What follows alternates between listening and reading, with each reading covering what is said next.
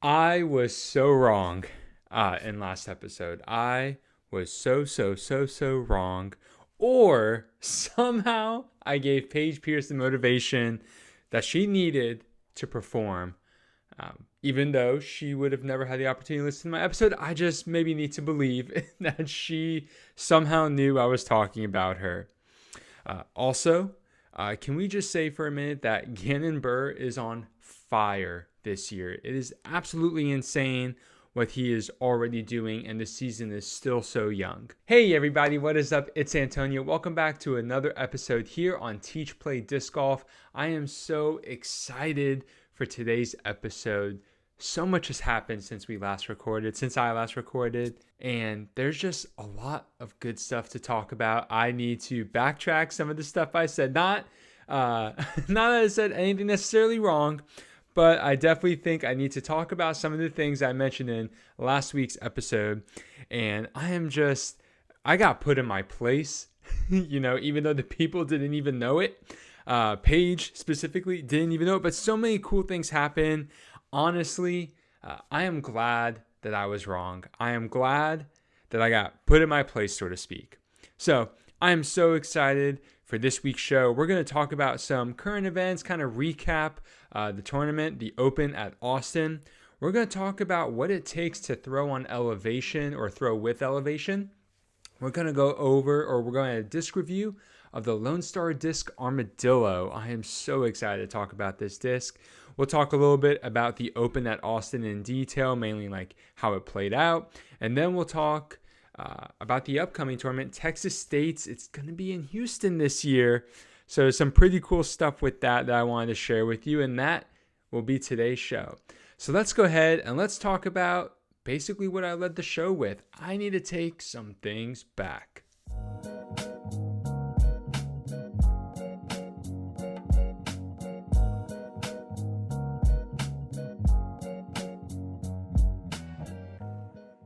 Well, I don't know that Paige Pierce will ever listen to this show, let alone this episode.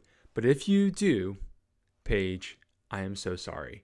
I did not really think that you were out of your prime. I didn't necessarily know what was going on. But in last week's episode, I talked about how Paige has not won a tournament since July of last year. Now, like I said, there's a lot of players who haven't won a tournament since July of last year.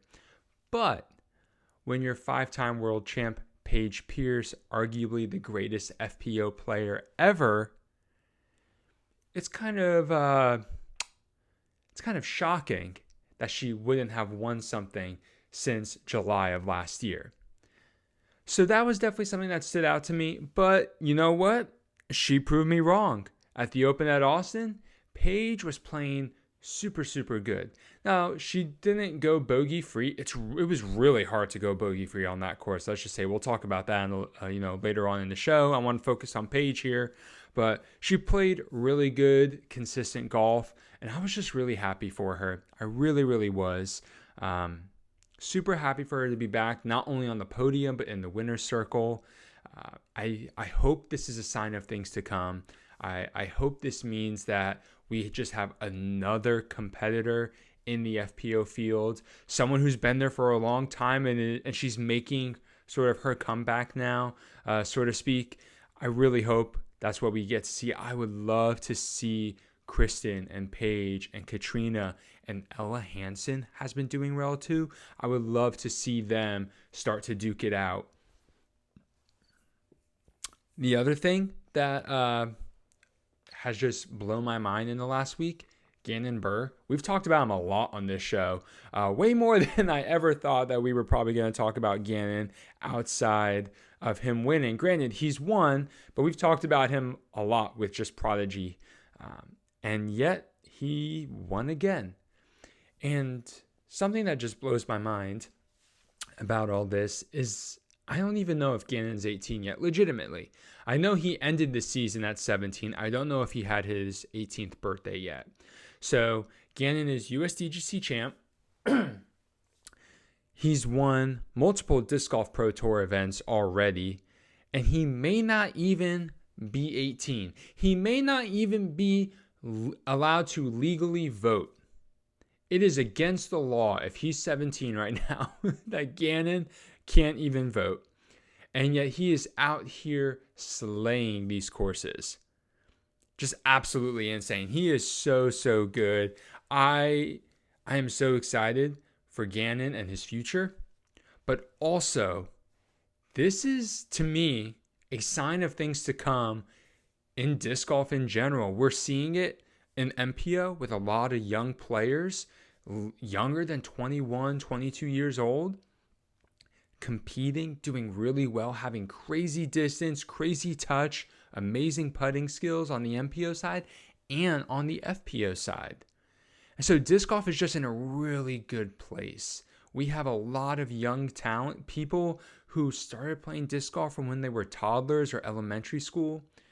You have groups and organizations and foundations like Edge and You Play Disc Golf and the Saki Bomb Foundation, the Paul Macbeth Foundation, and so many others out there that I can't think of off the top of my head. It is just so cool. And I think this is just the fruit of all those years of labor and work. And I know some of those organizations haven't been as around as long as others, but regardless, this is what's going to keep happening when we continue exposing children to disc golf and getting them hooked, helping them just learn how to play, teaching them why this game is so amazing and so much fun.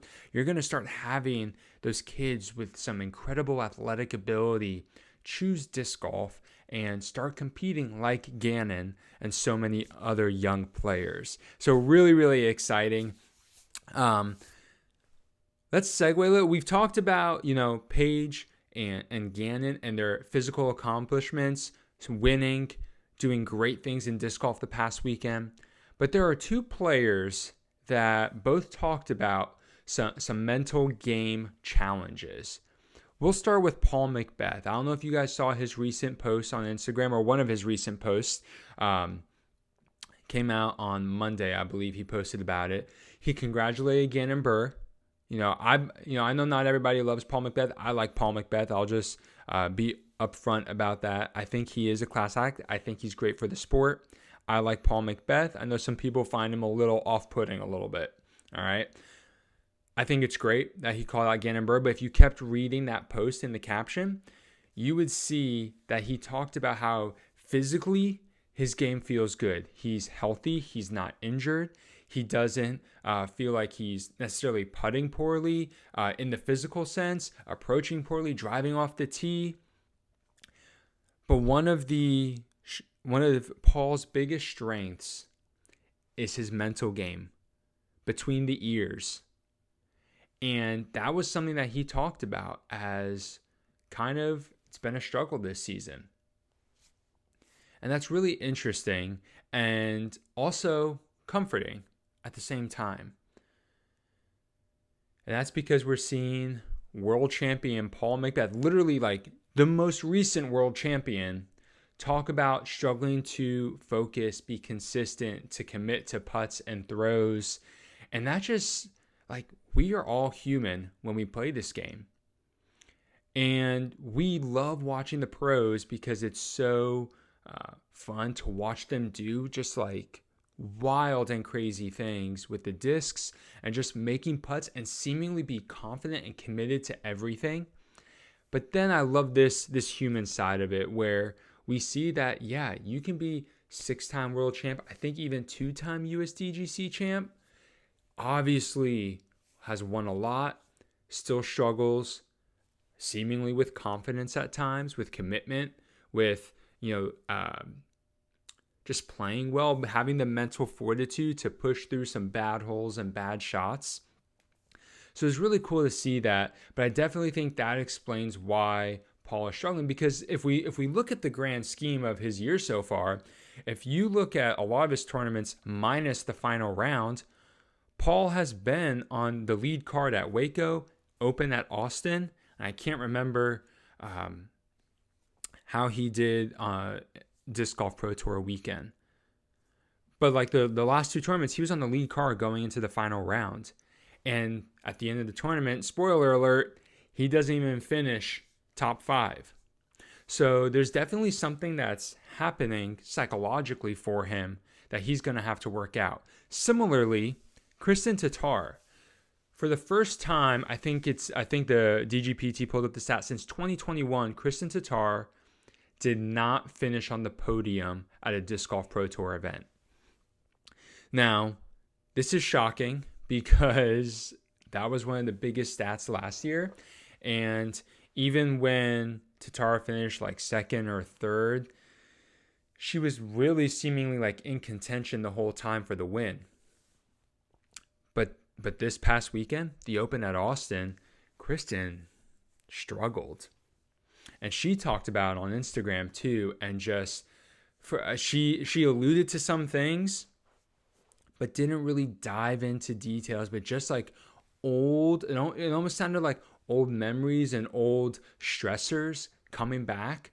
Maybe some issues that she had years before or just a few years ago, like with disc golf and confidence and hitting her lines. All of a sudden, those bad memories started coming back up because it was starting to happen again over and over and over, especially in the final round. Whatever it was, Kristen shared some insight into her final round collapse, but ultimately, I am not too worried about her or Paul because I think they are such top-tier professionals that they will be fine. They're going to figure it out. They have to. They have to. And not because I'm saying that, and not even necessarily for fans and spectators that they have to figure it out, but you don't get to where they are professionally without having gone through this dozens and hundreds and maybe even thousands of times before. Having those self-doubt, those doubtful thoughts, those questions. You don't get to where they are without going through that. Yeah, they've had a lot of success, obviously, to get to where they are right now, world champions. But that's because they've gone through a lot of downs, not just the ups. And so I'm excited to see how they bounce back.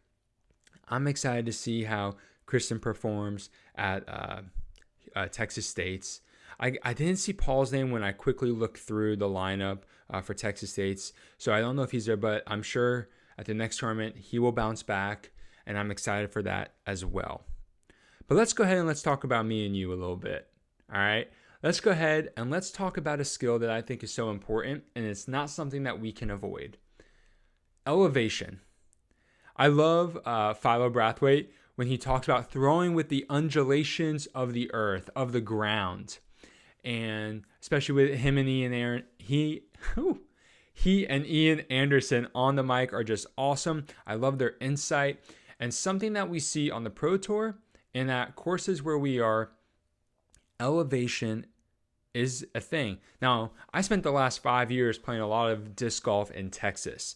Now, the part of Texas that I was in, the Dallas, East Texas area, there's not a lot of elevation change. It is fairly flat. But even still, there was some elevation change. There were some downhills and uphills, and you have to learn how to adjust to those. The way you play disc golf on flat ground is not the same way you play disc golf with elevation.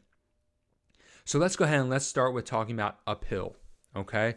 So I'm going to try and make all of this as easy to understand as possible. But I apologize if I kind of get in the weeds with some explanations here. So, throwing uphill. You're throwing up the hill. Obviously, you're going to pick a disc that you throw. Now, something to keep in mind is that, remember, when a disc slows down, it starts to fade. Even if a disc has 0 or 1 turn, hardly any turn, it will settle and fade just a little bit. So when you're throwing uphill, gravity is pulling the disc down. And so as gravity is pulling the disc down, as the disc is going up, it's going to slow down a lot quicker, which is why if you can throw 300 feet flat, it's not that easy to throw 300 feet uphill. Gravity's pulling the disc down. So as gravity's pulling it down, that's making the disc slow down a lot quicker. So a disc is going to fade out. So if I'm throwing a Mockingbird, a Lone Star Disc Mockingbird, flat ground, I'm going to get some turn out of it. If I throw it uphill, depending on the steepness of the hill, I may still get some turn out of it, but it's going to fade a lot sooner, and it's going to fade a lot harder. It's going to crash a lot harder. If I decide to take like a destroyer or a firebird or a force or I forget all the overstable modes for MVP, but like a dynamic disc like Raider or something that has fade. If I throw that on a flat ground and I can't get them to turn, let's say, and I try and throw it uphill, they're going to fade and crash even harder. And so uphill, when you're throwing uphill, think about it like this. The disc is going to slow down sooner and it's going to be harder to get more distance. So what you want to do when throwing uphill is throw understable discs. An understable disc is going to give you normally more glide. It's obviously going to have more turn. And so the turn and the uphill angle will work against each other in a good way. They're going to basically cancel each other out. And so you'll get a straighter flight, more glide and carry up the hill, and then eventually the disc will slow down and fade and drop. But since it's an understable disc thrown uphill, you should get more distance. You should have a straighter flight as long as you don't throw it on hyzer. Now, throwing uphill on hyzer, you have to have really good power depending on the steepness of the hill. But basically for uphill, throw understable. And the hardest part about throwing uphill is aiming higher than you normally aim.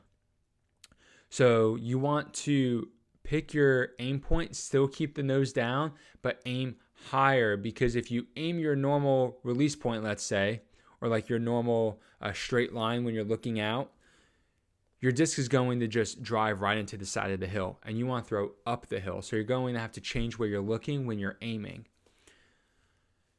So that's how you throw uphill, fairly surface level. Hopefully gave you some good details there. Downhill, take everything I just said about uphill and flip-flop it. A disc turns in a headwind because the aerodynamics, the flight dynamics of it, in simplest terms, the disc feels like it's actually flying faster than it is in a headwind, which is why it turns over more. That's why you throw a more stable disc in a headwind, because it will still turn but have the stability to fight out. Whereas an understable disc in a headwind that already turns is going to turn even more. So that headwind almost makes the disc feel like it's traveling faster than it really is along the plane, along the ground. So downhill is the same principle, because you have gravity pulling the disc down. So when you're throwing uphill, you're basically throwing away from the center of the earth, so to speak. Now throwing downhill, you're throwing towards the center of the earth, so to speak. And so gravity's pulling it. The disc is going to be traveling a little bit faster. Okay? And so if you throw an understable disc downhill, it's going to turn a lot more than you want it to. So throw overstable discs. Now, I want to just be clear. When I'm talking overstable and understable here, you have to take that with your skill level, okay? For some players, a T-bird or an FD may not be neutral to understable. For some players, the T-bird and FD may be neutral or understable to them, whereas to others, those may be more overstable discs, just depending on your power, your form, how far you can throw, that kind of thing. So when I'm saying overstable and understable, think about the discs in your bag and what fills that slot for you. And obviously you'll want to test this, but what fills that slot for you? So downhill, go and throw an overstable disc, because the disc is going to feel like it's flying faster. So it'll turn ideally a little bit more, or at least fly straight the whole way and not fade out super soon. So you're going to see straighter flights downhill, even with an overstable disc, and it will fade at the very end.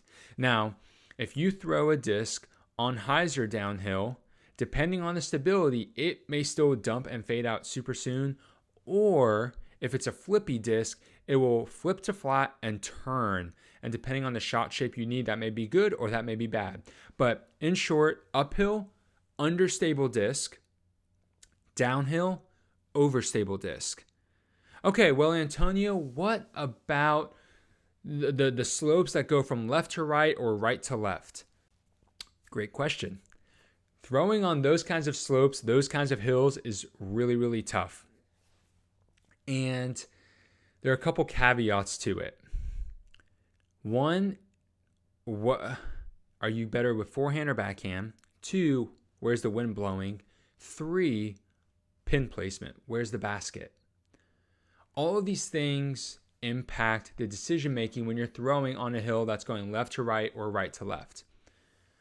I have found when I think of it, in my experience on those kinds of slopes, the wind is normally going with the slope of the hill downwards. I can't think of times where it's normally going up the hill. It tends to not be how air pressure works. It flows down the hill. So you're going to have that wind going down the hill. So keep in mind, now when you're throwing, do you need to work against the wind or with the wind? My recommendation, and I'm not going to get into playing with wind in this episode. I'll probably do that next episode since it will be related. But I always recommend work with the wind. You're not going to beat Mother Nature. Work with her, right? So when throwing on, so take that same principle now, and with these cross hills, we'll call them, from right to left or left to right, downhill, either way, work with it. Don't try and fight it unless you have to, like if a basket is situated on the hill kind of thing. Use the hill to your advantage. So what that means is, if you're looking at a hill, let's say right to left, it's highest on the right side, lowest on the left side, just so everybody's on the same page. If the basket is situated in the middle of the slope, let's say, you can do a couple things. You can throw high, so as the disc fades down, it will ride the ground towards the basket. Now, the issue with that play is that you run the risk of the disc really flying past the basket because there's nothing to stop it. But you are using the hill to your advantage, and you can typically throw a slower disc. Now, if you are going to take the other route opposite and you want the disc to come crashing into the hillside, you want to take an overstable, sharp-nosed disc, i.e. a driver. You don't want something that's necessarily going to glide. You have to have some really good touch and control, but it's much easier to get something to kind of tombstone or like just drop in on edge into the side of the hill and die than it is to finish something nice and flat throwing over the downhill side. So slopes from left to right, right to left, I recommend slower discs to go over the top, overstable or sharp-nosed discs to go over the bottom so that it crashes into the hillside. And that's a 101 on how you throw with elevation. Hope you guys found that helpful. Obviously, you're going to need to test your bag. You're going to need to test the discs to figure out what works for you. So if there is a hill nearby or a course with a steep downhill, uphill, go ahead and throw your bag and figure out what everything does. It's super helpful. It's a lot of fun throwing downhill, and it just gives you some really good insight into maybe potentially what are some slots that you're missing. You may not think you really need a super overstable disc in the bag, but it could be helpful, especially if you're going to a course with a lot of downhill holes. So keep that in mind. Now let's go ahead and let's talk about what has become my favorite disc in a long, long time, my favorite approach disc in a long, long time. The Lone Star Disc Armadillo is a 1-speed, 2-glide, 0-turn, and 1-fade putt approach disc. Now, there are some people out there who putt with the Armadillo, but most people will approach with the Armadillo. And there's one main reason for that. The Armadillo is fairly boxy. Okay, think about like a polecat or a berg. It has sort of that flat side, and it actually has a thumb track similar to like a rhino or end of a pig. And so it has that thumb track, the boxy sides. It's not the most comfortable thing for putting. It's not a bad putter like for actually, putting at the basket. But because of its shape and versatility, people mainly use it for approaches. That's what I prefer to use it for as well. Today's disc review is brought to you by OTB Discs. I've been working with OTB Discs for almost 3 years, and it has been awesome stuff working with them.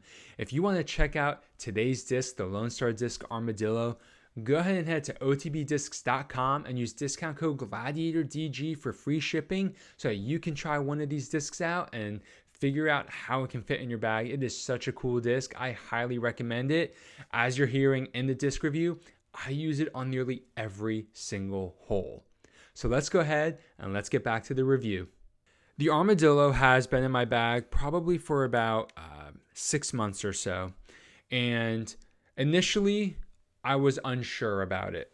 I was like, it feels a little weird. I haven't messed around with it too much with the forehand. And it was like, I don't know, I'm liking it. I've seen people throw it. It looks like it works wonders. It took me some time to get used to, but I really wanted to like it. And so I kept it in the bag, kept working on it. And when I say I throw that disc probably 15 out of 18 holes, I'm not exaggerating. This disc is so good.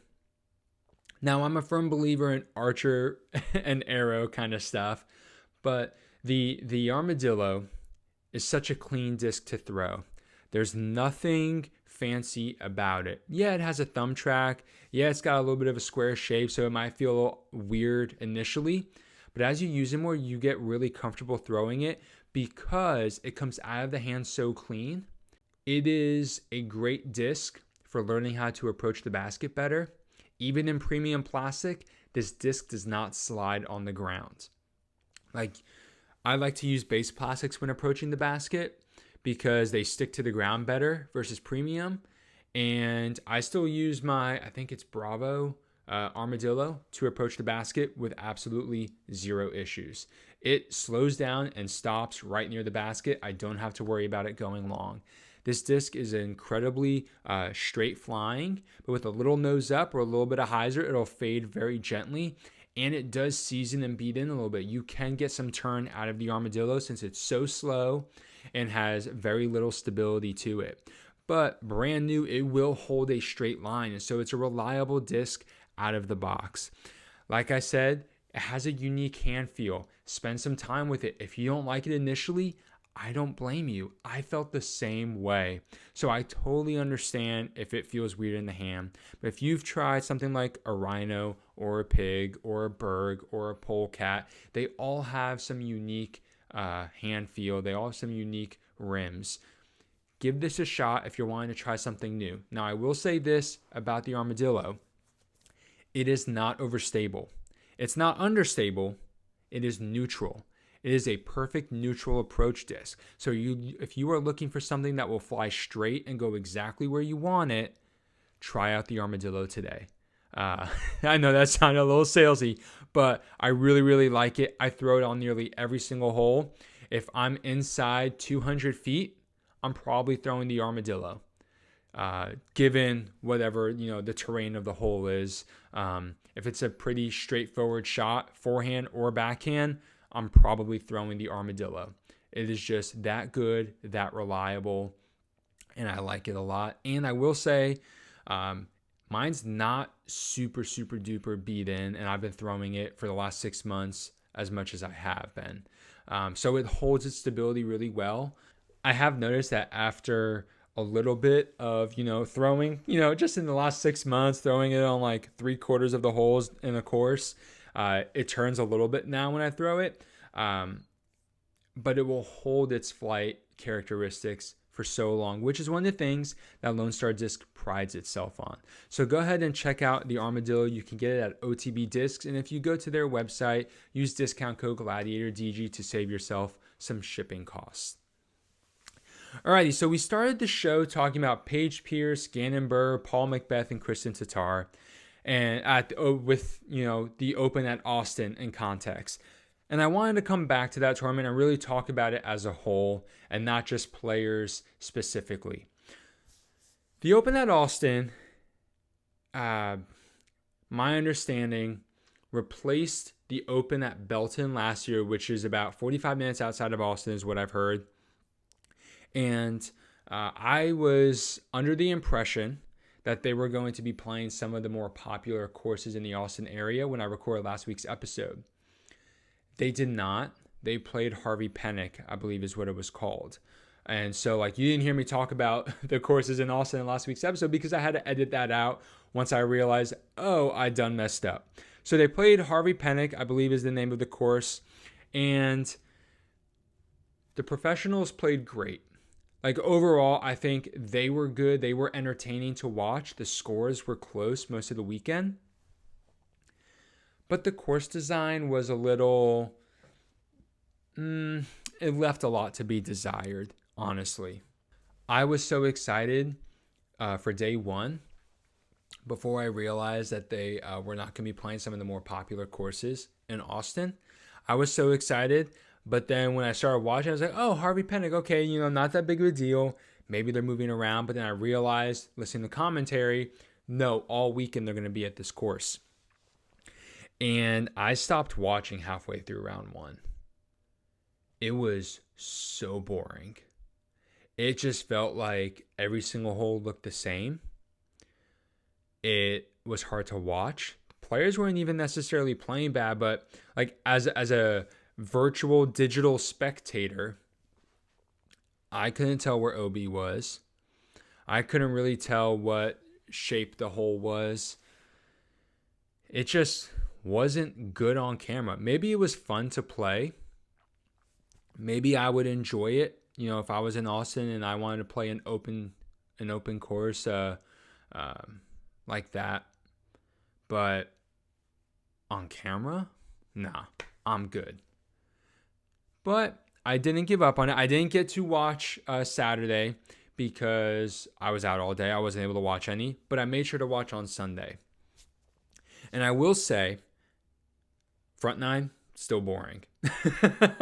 It still is boring. But the back nine, far more interesting. One reason for that, trees. There were a few more obstacles. There were some more wooded holes. It was a little bit more entertaining for me personally. Maybe some of you guys listening to this, maybe some of you liked the more open style golf. That is not my personal preference. I do prefer wooded golf. I don't care if I suck playing a wooded golf course. I could be having the worst day. I could be grumpy and just unhappy on the outside, but I would take that at a wooded course versus those same feelings at an open course. I just don't like them as much. I much rather play a wooded course. I just think they're more fun. And so obviously I'm going to have those same opinions when I'm watching coverage, but that's just me. And this is my podcast and I'm going to share that. But that's just me. But I do think that the back nine was far more interesting, especially on the final day. You started seeing it was so good because it created this pressure. It wasn't like the players could just coast the final few holes if they had the lead. Hole 17, if you wanted to lose 1, 2, 3, 4 strokes to the field, or if you were in the lead and you lost those strokes to second and third place, not very hard to do. Actually, it's really easy to do. All right. All you got to do is hit a tree off the tee, or go long of the gap for the dogleg right. And if you went long of the gap, let's say, like Jessica Weiss did, you have a really pinched off angle. And then you have this tunnel that just has all these like saplings along the side. And so if you're off by just 3 to 4 inches, Juliana Korver was talking about how at the narrowest part, the gap is only 6 to 8 feet wide. And so you had to have a perfect shot to get through that tunnel. And that tunnel was long. So really easy to get off the fairway there. And depending where you kicked out, it could be a really weird and awkward shot to get back onto the tiny fairway. So 17 was a great, I wouldn't even call it equalizer. All right. 17 was a great stressor. Similar, I guess, to like hole 17 at USDGC, where like tournaments could be won and definitely lost on that hole. Hole 17 at Harvey Penick was super cool. Definitely created some backups but super cool because the players were stressed going into the hole. You knew players who were in contention for winning knew what this hole meant, what it could potentially mean for them to win, to lose, to fall out of, podium finish, fall out of top 5, fall out of top 10.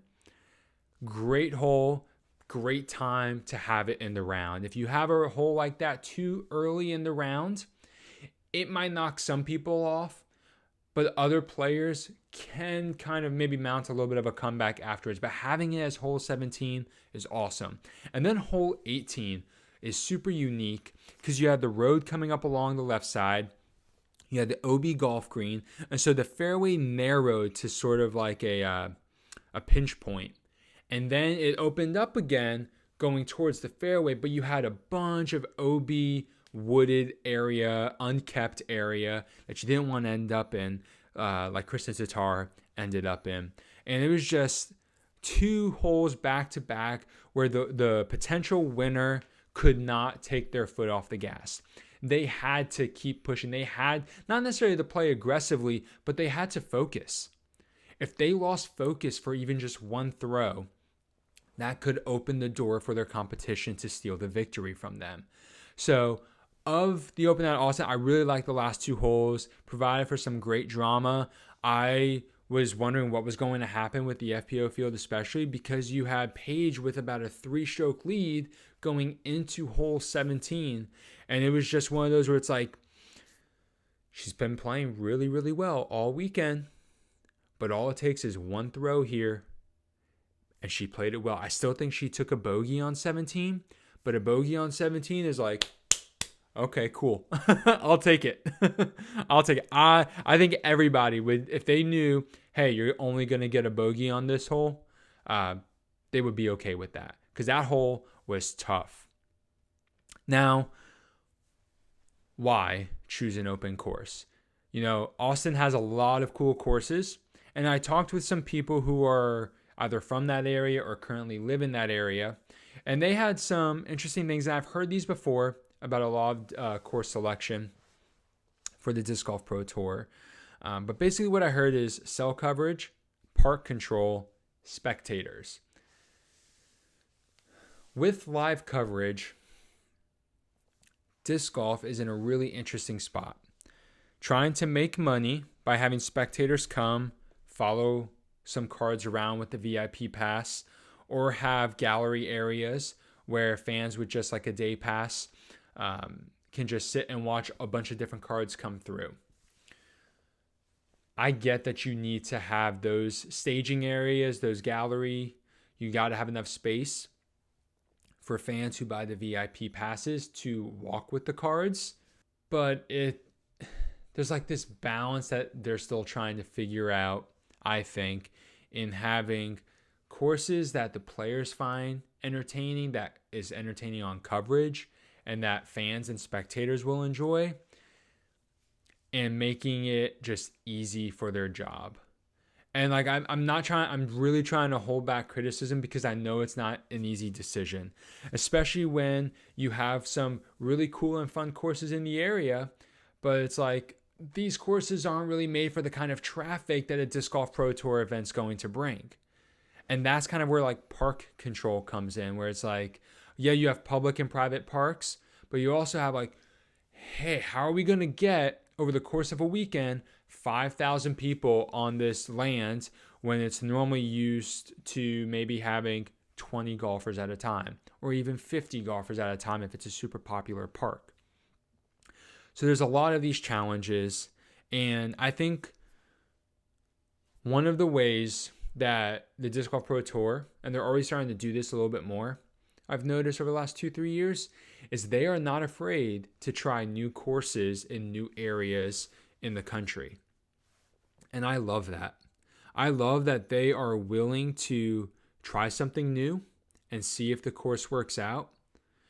Not only for engagement and popularity, but also to give players and viewers more of what they want. We've heard a lot of pros talk about how they don't necessarily love open courses. I know Paul, especially Paul Macbeth, has been outspoken about that. And I don't think there's anything necessarily wrong with it. I think it's great to have an open course, one out of every 2 or 3 events, because you get to see players really throw the disc far and see some incredible flights and scores. That's why I actually love the Preserve up in Minnesota. I think it's great. I love that the course designers there, Kale and the team, are like, we don't care how low they shoot. We're not really going to put OB here unless it's absolutely necessary. And I think that's great, and there's nothing wrong with that. But I don't want that to necessarily be every course.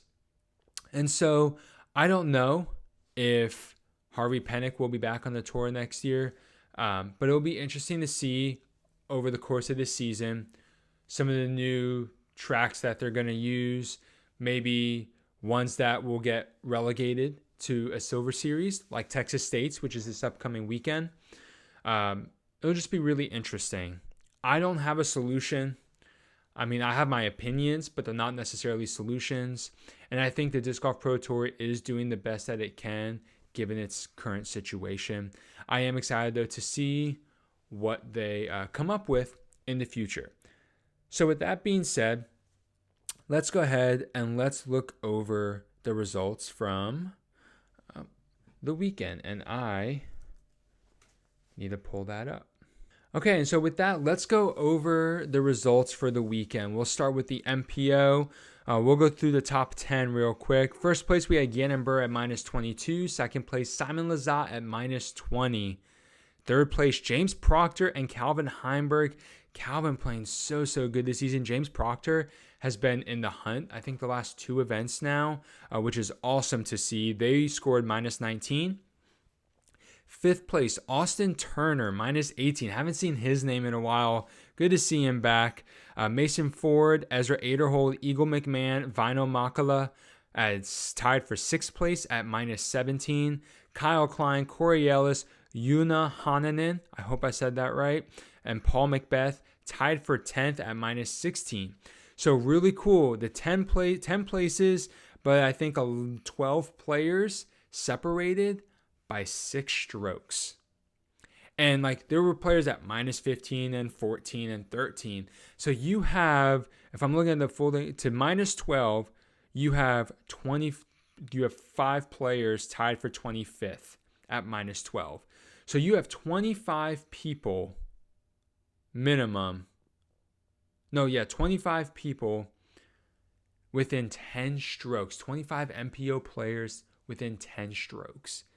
Disc golf is awesome right now. It is so cool. All right, let's look at FPO. We'll do top 9, or they don't really have a 10th place here because we got a tie for 9. So first place, Paige Pierce at minus 5. Second place, Katrina Allen coming through at the end there with a minus 3. Tied for third, Jessica Weiss and Missy Gannon, minus 2. I thought Missy had a chance going into hole 17. Her and Paige were only a few strokes separated. And Missy collapsed on that hole, and Paige survived. Fifth place, we have a tie. Holland Hanley and Kristen Tatar at plus 1 for the weekend. Seventh place, a tie between Evelina Salonen and Ella Hansen at plus 2. Ninth place, a tie between Sayananda and Henna Blomroos at plus 3. And in 11th place, Kat Murch at plus 4. So we had 9 strokes separating the top 11 FPO spots, which is awesome. Competition's getting closer. It's improving so much. It is so much fun to watch. And we're seeing a lot of the same names, which I just think is really cool. Now, I just recalled this. I didn't necessarily have this in the notes, but I talked about drive for show, putt for dough in last week's episode. And I just want to make a quick note about this. You had players that have struggled all season with putting, but have power, excel on this course. Now, yes, they still needed to make putts, but we see some players like Evelina and Henna still finishing top 10. Oh, and Ella. She struggled here or there with some putting throughout the year, but overall she's been pretty good. And then you have someone like Owen Scoggins, who I mentioned specifically last week as a consistent, good putter, good player, makes smart decisions, but doesn't have a ton of power. And I just want to reiterate, I personally believe the FPO field especially is getting to a point where driving and power is so important for finishing top 10. Yes, putting can still help you win, but I was looking on UDisc after the event. Owen Scoggins had 100% C1X putting and about 68% fairway hits. I think it was something like that. The winners, top 5, no one had higher than 85% C1X putting in round 3, but they all had higher fairway hits, fairway drives than Owen Scoggins did, which I thought was really interesting. So I think we're starting to see a transition in the FPO field where you need to have good putting, but putting's not the only thing that's going to elevate you. And we see that in MPO. You need to have great putting. You also need to stay in bounds and hit the fairway. FPO is starting to get to that point where right now we're seeing a little bit of a trade-off with putting for drives, but eventually once they kind of have equilibrium, it's going to be who can have the highest percentages from here on out. Who can spend an entire weekend 85, 90, 95% C1X and have 70, 80, 90% fairway hits. And I predict in the FPO field, maybe not this season, but in the coming years, that's going to be how the cream rises to the top, how the best players in the FPO field are going to separate themselves. And I'm so excited to see that. But I don't want to get too sidetracked here as we come close to wrapping it up. I just want to talk quickly about Texas State's.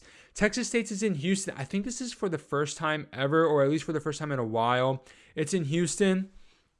And based on the schedule and the roster, basically, of players who have signed up, it looks like pretty much everyone is going to be there.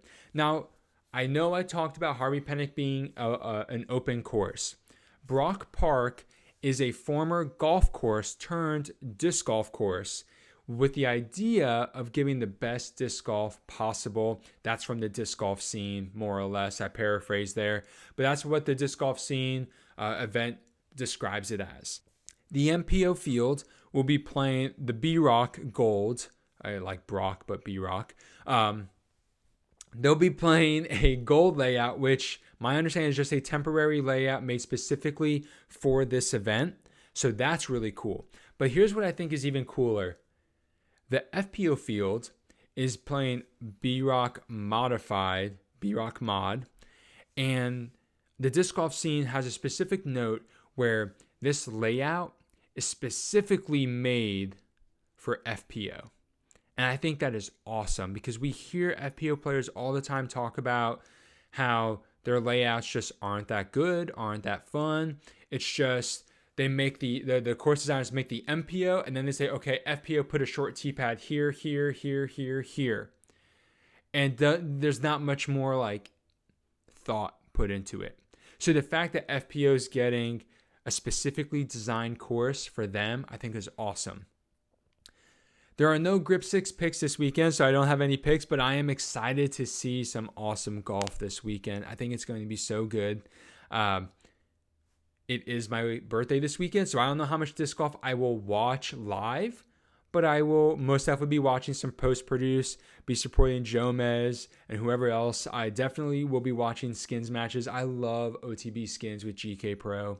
So good.